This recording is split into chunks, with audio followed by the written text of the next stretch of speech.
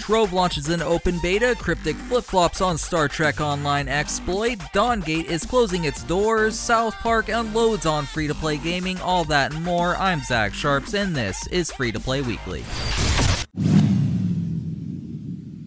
Are you a fan of voxel-based MMOs? Curious about Tryon World's new game Trove? Well, lucky for you, it has finally launched into open beta for everyone to enjoy. If you don't already know, Trove is an open-world sandbox voxel game that allows players to go in, explore, craft, and build awesome structures. As the game has developed further, even more features have emerged, such as their gardening and mastery system that was recently implemented. If you want to know more about Trove, we have a first look up on the channel that details the game further. Tanks, tanks, and more tanks. You thought I was talking about World of Tanks, right? Not really. If you are a fan of historical tank warfare, WarThunder's new 1.45 update, named Steel Generals, might excite you. It is still a few weeks away, but will feature 30 new tanks to ground forces and an undisclosed number of planes. Featured in the new tank lineup are the US World War II tanks, including the M4 Sherman and the M26 Pershing. The update is also set to add new tools to allow users to set up and manage their own tournaments, live streams, and a fully overhauled spectator mode. Keep your sights locked on MMO Bomb for further news regarding this patch. On last week's free-to-play cast, Magic Man and Jason Winter chatted about an exploit that allowed Star Trek Online players to level 17 times faster than normal. The very predictable response by Cryptic Studios was to remove most of the advancement points gained through the exploit and hotfix the exploit out of the game. So why is this news? Well, once the exploit was closed and some players' advancement points were removed, it sparked an outrage on the forums. It appears that this exploit, I'm using air quotes here, was mentioned by players before, and the devs did absolutely nothing to prevent it from being exploited further in the future. Multiple players on the forums brought up that the incorrect experience modifier was entered in the game's code, but was brought to light by players who participated in the expansion's beta. Cryptic, instead of fixing it, did absolutely nothing, thus beta players knew about the exploit and utilized it during release.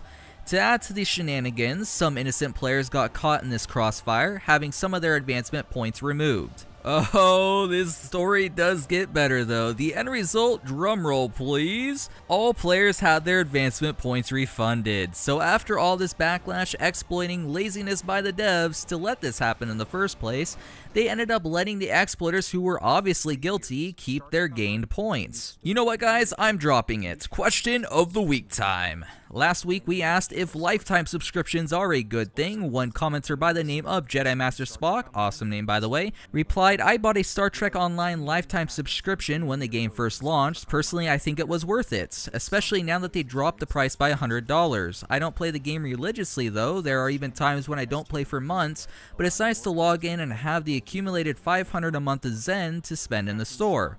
Thanks for your reply, Jedi Master, and as I mentioned last week, I've never bought a lifetime subscription myself, but it's great to see that you're able to find a lot of value in it. This week's question does stem from Star Trek Online once again, and we just got done talking about the subject that I want to ask you guys about. If you want your comment possibly featured in next week's episode, make sure to leave your comment down below. The question is, do you think exploiters should have what they exploited removed, or do you think, especially in this case, it's the devs' fault for allowing it to happen and it's fair game for players? I'm very interested to hear your guys' thoughts on this because personally in this case I think players should have been allowed to keep what they exploited from the start instead of having to go through all this flip-flopping shenanigans that they went through. This week, Continent of the Night Seal released their newest update, Glenheim Redemption, adding in 2 new event dungeons, a revamped balancing patch for all actionists, and a new Nightmare Stage mode. Nightmare mode is now the 5th difficulty setting within C9 and is limited to the 1st and 6th continents. Plus, this mode also gives players a chance to gain even rarer loot. A few other nerfs and balancing occurred within this patch as well, so if you're interested in the most detailed of specifics regarding nerfs and balancing, make sure to check out their full patch notes on the official C9 website. Have you all been awaiting a brand new racing MMO like myself? Well, after short preview video after preview video after preview video, finally, Slightly Mad Studios, after making us all slightly mad, have given us actual gameplay footage from World of Speed. The nearly 4-minute long video features the RUF RK Coupe and Mercedes SLS racing through the streets of Moscow. Overall, you can see the gameplay is still imperfect at this stage of development, but this was taken from a community live stream, so proper polish still has not been implemented. However, it's still refreshing to finally see actual gameplay footage from the World of Speed team, and personally I'm quite excited to see the new racing MMO on the horizon. Do you have a need for speed? If so, they're still taking beta signups on their official website. This week, Gameforge and Hex Entertainment announced that they're opening up their MMOTCG genre game up to a bigger audience. The free-to-play game has moved into public beta, and if you want to test out Hex, all you need to do is sign up. Currently though, only PvP content and a number of versus AI opponent battles are available, but the PvE portion, which many players are anticipating, including myself, is still in development. The game roster features a whopping 350 cards and will soon be adding a new set that will bring the total to over 500. As more Hex news emerges, we will definitely keep you updated. Every week it seems like a new multiplayer online battle arena game emerges into a very saturated MOBA market, but this week we hear the less frequent news of one shutting down. Dawngate, Electronic Arts MOBA, after 18 months of development including 6 months of open beta, is closing its doors for good. Waystone Games, the developers of Dawngate, stated they would continue to operate the game for 90 more days and offer full refunds to anyone who spent money in the beta, with most refunds being processed in the next 10 days. It's really sad to see a developer have to shut down their game, and I really hope the jobs are not lost because of this, and maybe they'll work on a new title. But unfortunately, when you make a game very similar to your competition in a very saturated market, it's hard to get any sort of traction. Did any of you guys try out Dawngate? Leave a comment below on your thoughts regarding the game. Noria's free-to-play MMO Sevencore is expanding its audience this week thanks to a new deal with Korean publisher Webzen. Anyone with a Webzen account can now download and play Sevencore on the English or Spanish servers to complement the already available Portuguese, French, and German servers. Also, until December 2nd, all players get a free 30% experience boost and level up boost every 2 levels. And to top things off, if you play the game for 20 or more days during the time period, you'll get a free launch event special cape. So, if you want to play Sevencore, now is the time, so hop in the game and get to the end game.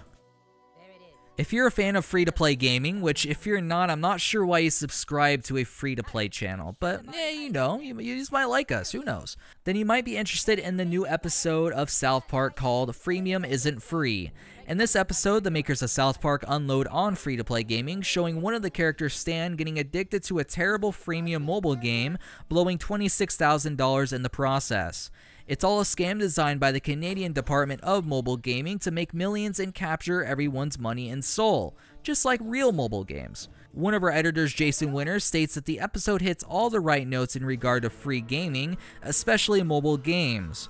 If you want to check out the full episode, in the description is the original article, which has a full episode available for you all to check out on mmobomb.com. Area Games officially announced this week that Echo of Soul, their popular free-to-play MMORPG, well known for its unique Soul Collection system for skill customization, will be coming to Europe and America spring of 2015. It is not surprising that this game is popular in Korea, especially because some of the team who worked on Lineage 2 worked on Echo of Soul as well. Being that it's now going to be launched in the US and EU, I'll have to check it out and see what all this hype is about, because from the trailer it does look a little bit intriguing. So I hear you're all a fan of giveaways, and luckily for you, to wrap things up for this week on Free to Play Weekly, we have a lot of them on mmobomb.com. We are currently on the website running a Smite Nox giveaway, a Villagers and Heroes DLC giveaway, Conquer Online gift pack giveaway, and a limited premium giveaway for Eldiven's Steam DLC that is worth $10. Make sure to hit up our giveaways before they're all gone, but as for myself, I am Zach Sharps from MMOBomb.com, signing off until next week's Free to Play Weekly. I'll catch you guys next time.